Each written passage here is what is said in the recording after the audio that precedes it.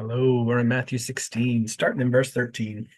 So, this is one of my favorite points of Matthew. It's a big turning point right here, right? So, uh, seems like sort of a throwaway comment here at the beginning. When Jesus came to the region of Caesarea Philippi, which is up here, that is actually at the base of Mount Hermon. And that city, that area was known as from early times a pagan worship area, and Mount Hermon was thought of as in by many people in sort of basically as the gateway to hell. This is the high point of evil, particularly in the Holy Land and around the Holy Land. This was the worst of the worst, and there's a number of stories in the Old Testament of giants and things and stuff that are in and around this area. And Mount Hermon's meant to be known as a sketchy one. And it's also continued that on. There's a big temple to Pan there, and it is pagan worship as at its highest point, right? So right in the center of that, right, when Jesus comes there, he says basically, who do people say that I am? But who do you say that I am? Right? And Simon Peter answered, You are the Messiah, the Son of God. And he says, That's right, right? Your flesh and blood didn't tell you, but my Father in heaven did. And I say to you, Peter, which is the word basically uses the same consonants as the rock, or is some way translatable to the rock. Peter, on this rock I will build my church, and the gates of Hades will not overpower it. Right? I'll give you the keys of the kingdom of heaven, and whatever you bind on earth will have been bound in heaven, and whatever you loose on earth will have been loosed in heaven. Right? So what he's doing here is right on the gates of Hades, of all that is evil. He walks right up and he says, "This is where I'm starting my mission." And when it says bind, that's basically not allow, right? So what you are going to do, Peter, is you are going to extend the authority of heaven down to earth, right? What is allowed or not allowed in heaven will not be allowed here. Right. So that's what that is saying there when I'll give you the keys to the kingdom of heaven. And whatever you bind on earth will have been bound in heaven. Whatever you loose on earth will have been loosed in heaven. He's saying basically, what I want to do is I want to bring the rules and order and authority. I want to bring my kingdom down to earth. And I'm going to start with you, right? So that is a common phrase, the keys. So if you read through, a lot of political thought, the church has the keys, and the civil authority has the sword. So we'll talk about that in later readings. But basically, the civil authority is responsible for your earthly peace, all shaped around our ultimate good, but the church has the keys of the kingdom of heaven to bring the things that are bound in heaven and loosed in heaven here on earth. Right. So, and from then on, Jesus began to point out to his disciples it was necessary to go to Jerusalem and suffer many things. Right. I will be killed and raised on the third day. Right. So this is a turning point in the whole book. So right up until now, you had a short section on his birth. Then it basically was his whole ministry was those, whatever it is, I don't know, probably 3, 4, 5, 10, 11, 12 chapters, whatever that is, of his ministry, right? Selected times over like a 3-year span. From this turning point here, despite it being, only halfway through the book, the rest of it is his march to Jerusalem, his death, and resurrection. So from then on, he begins to say that. But Peter, of course, responds, "Oh no, Lord, no, Lord, this will never happen." Right? Jesus turned to Peter, uses the same wording he says to Satan. Right? "Get behind me, Satan. You're a hindrance to me because you're not worried about God's concerns, but human concerns." Right? I get it. You like me, you love me, you don't want me to die, but this is God's plan. So you stay out of the way because I'm going to do my Father's will. Right? And then he says, take up your cross. If you want to follow after me, take up your cross and follow me. Right? You will save your eternal soul, but it might come at a cost. Right? Uh, But the Son of Man is going to come with his angels in the glory of his Father, and he will reward each according to what he has done. Truly, I tell you, the Son of Man is Jesus deified, right? That comes from Daniel 7. So Daniel 7 shows a man that sort of comes as a man, but is also God, and approaches God in Daniel's vision. So, and that's Jesus's favorite phrase for himself. So he is the Son of Man, right? He's going to come with his angels in the glory of his Father, and reward each as they are done. Truly, I tell you, there are some standing here who will not taste death until they see the Son of Man coming in his kingdom. So there are two generally accepted understandings of what he could mean by that exactly. One is the transfiguration, which is the next paragraph. So that is a possibility. Seems a bit strange that he says, hey, by the way, some of you won't even taste death until you see this. All right, let's go up on the mountain and see this. So you can imagine that's not necessarily my view, but that is one of the main accepted views. That is true. The other option is judgment of the temple in 70 AD. That God, through Jesus, judged the temple. And when it says the Son of Man coming with his angels in the glory of his Father, that is a phrase that is often used in the Old Testament, or a similar type of phrase for judgment on a nation. So what he's saying is, you will see the judgment of the nation coming. And you'll reward each. So you will see the judgment of Israel before you taste death, which would make sense because that was 70 AD. So some of the people there were still alive at that time. Many of them would have still been alive during that judgment. So those are your two options for understanding that last phrase. And then the transfiguration happens, right? So after 6 days, took them up a high mountain by themselves. Now, this is likely, most people would assume, as you look at this, that actually is Mount Hermon. So he's going to the place where, in theory, this is sort of the gateway to hell. He's going up it to meet God, which is awesome, right? Sort of throwing it all in their face. And then he's going to march in for the final battle with Satan. And go to the cross. So after 6 days, he took them up.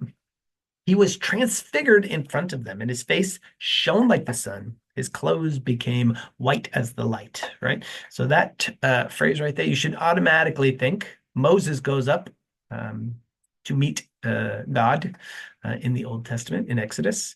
And what happens to him is his face starts shining like the sun, and he has to wear a veil to try and sort of cover that up or whatever. This extra line, his clothes became white as the light, is additional.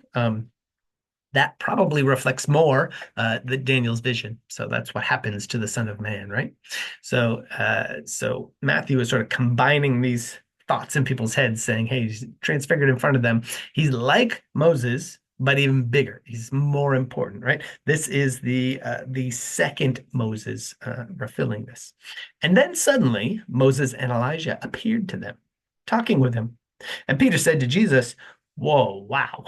Like must have his head blown, right? So Moses, Elijah, Jesus, all in one place. Whoa. Right? I'll go set up 3 shelters here. That's his first response, right? One for you, one for Moses, one for Elijah, right? Sort of interestingly, sort of putting them almost together as 3 equals. But what you have to understand, one, it's not coincidental that it's Moses and Elijah, right? You've heard the phrase probably many times, the law and the prophets, right? That phrase shows up, whatever, probably hundreds of times in the Bible, the law and the prophets, right? Well, Moses represents the law.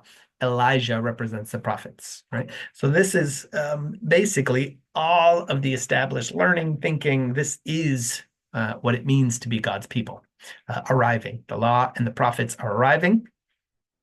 And basically, Peter says, hey, I'll set houses up for the 3 of you and it'll be great. While he was still speaking, a bright cloud covered them, and a voice from the cloud said, this is my beloved son, with whom I'm well pleased. Listen to him. And when the disciples heard this, they fell face down and were terrified, right? So basically, what God is saying in this is, Jesus is greater than the law and the prophets, right? He's not necessarily abolishing it, but this is Jesus. He's divine. He is God, right? Jesus came up and touched them and says, get up and don't be afraid. And they were back and by themselves after having seen all of this, right? So it's a clear statement by God of Jesus's divinity.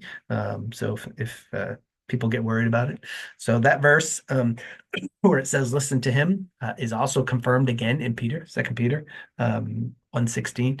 So there are lots of these things, but I find them interesting occasionally that you have these different witnesses that all sort of claim these things. Matthew was unrelated to not unrelated. They know each other obviously, but the account of Matthew gives a story, and Peter says when he's writing many years later, or well, possibly later, but giving his own personal account, writing to people, he's saying, yeah, I was there. I saw that. And that's what he said. Can you believe that?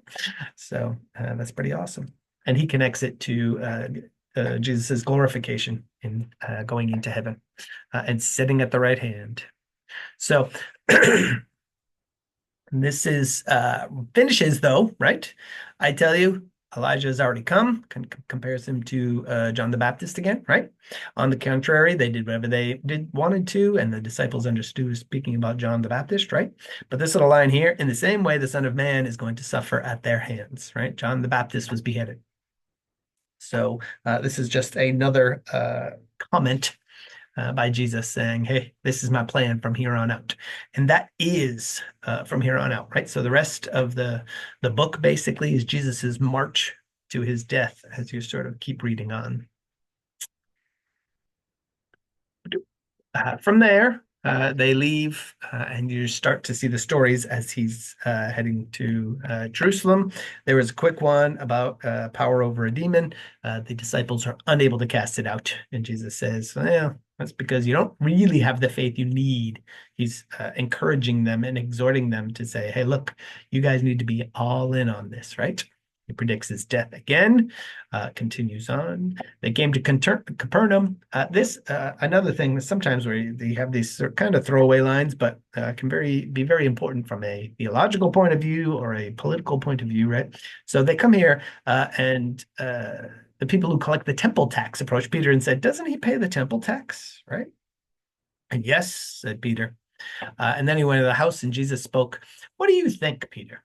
Right? From whom I love this phrase in today's environment. From whom do kings collect tariffs or taxes? From their sons or from strangers? From strangers, of course, right? So that beautiful word, tariffs. So what he's saying is, people that are like, you're not going to collect taxes from your sons if you're the king. You're going to collect it from other people. Well, now you are sons. You've been inherited in to the family, according to Jesus, as you go through and all the writings of Paul and all the other disciples. You are inherited into the family of God. So you don't really need to pay the temple tax, right? So he does basically, so we won't offend them. He shows Peter how to go and get a coin and give it to him. But this line where it says then the sons are free, right? If you imagine, basically what he's saying is the temple would go around and they would tax believers, right? So they would go and say, hey, look, if you're Jewish, then you need to pay this tax. We're forcing you to do that. And what you see, it's not really explicitly talked about a whole bunch in it, but you see they go into the synagogues to try and teach, but they also have these home churches all the way through Acts and going on, right? And the letters. And you understand that people are sort of outside the temple system. Now, after 70 AD, obviously, they're sort of outside the temple system, even more so, because the Jews are in the diaspora. They're basically dispersed. The temple's destroyed. You don't have much of a choice. But even through that time, you can see some of the pushback against Christians would be justified because you're taking away their money supply, right? So if you're watching any current events, people love to pretend to be outraged, but when you actually start to say, hey, by the way, we're taking away the gravy train, we're taking away your money, that's when you start to really see the squawking and the complaining, right? So, and that is sort of an undercurrent in some of this as you're reading through the Bible, is that this line right here is people were no longer feeling beholden to pay the temple tax because, we are the temple of God after Jesus has risen, is sitting at the right hand of the Father. It's explicitly that we are the temple, we are the church. So we can meet outside of that building, outside of that structure that's going on. So therefore, you don't have to pay them taxes anymore. So that is the end of chapter 17. So I hope you are And I'm sure you are blessed by reading your Bible, and that is why you do it. And that hopefully the Word of God is reaching your heart. So, see ya.